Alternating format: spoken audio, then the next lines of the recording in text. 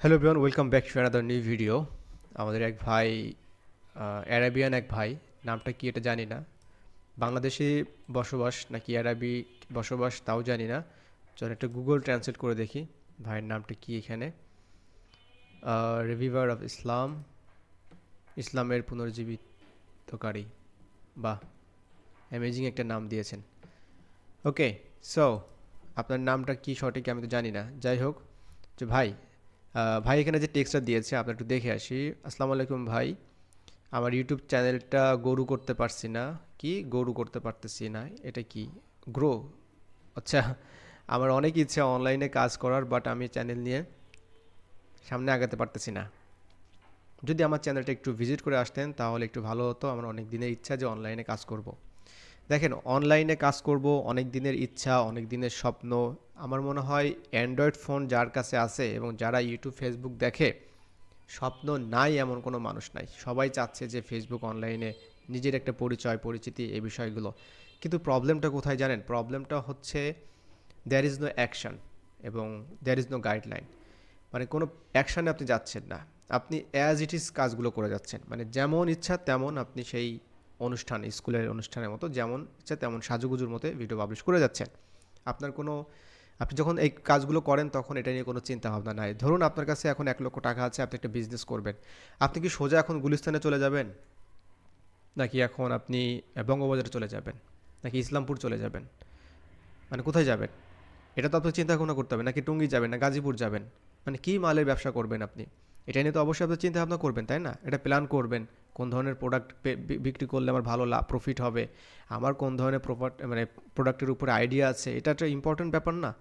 তো এই বিষয়টাকে আপনারা বিজনেস হিসেবে যদি চিন্তা করেন, তাহলে আপনি দেখবেন যে আপনার এই চিন্তাগুলো করতে হবে। কিন্তু আপনারা উইদাউট প্ল্যানিং চিন্তাভাবনা জাস্ট আপনার ভালো লাগার একটা জিনিসপত্র দিয়ে শুরু করে দিচ্ছেন। যে ভালো লাগার জিনিসপত্র দিয়ে শুরু করলে সব কিছুতে কিন্তু সাকসেস হবে না। ঠিক আছে? এটা একটা প্যাশনের জায়গা, একটা ক্রিয়েটিভিটির জায়গা। এখানে আপনারা যে মহিউদ্দিন গেমিং যে চ্যানেলটা দেখতে পাচ্ছেন, ভাই 30টা এখানে ভিডিও পাবলিশ করেছে, আই থিঙ্ক 25টা সাবস্ক্রাইবার এখানে আছে। তো গেমিং কন্টেন্ট, গেমিং চ্যানেল নিয়ে আমি অনেক কথা বলেছি রিসেন্টলি। যদি আপনারা আমাদের ইউটিউবে যদি আপনারা ভিজিট করেন, আমাদের একটা ইউটিউব চ্যানেল আছে। সো কাইন্ডলি আপনারা আমাদের ইউটিউব চ্যানেলটা একটু ভিজিট করবেন, ঠিক আছে? ভিজিট করে যে সকল ভিডিওগুলো আমরা তৈরি করি আপনাদের জন্য, একটা প্লে লিস্ট আছে।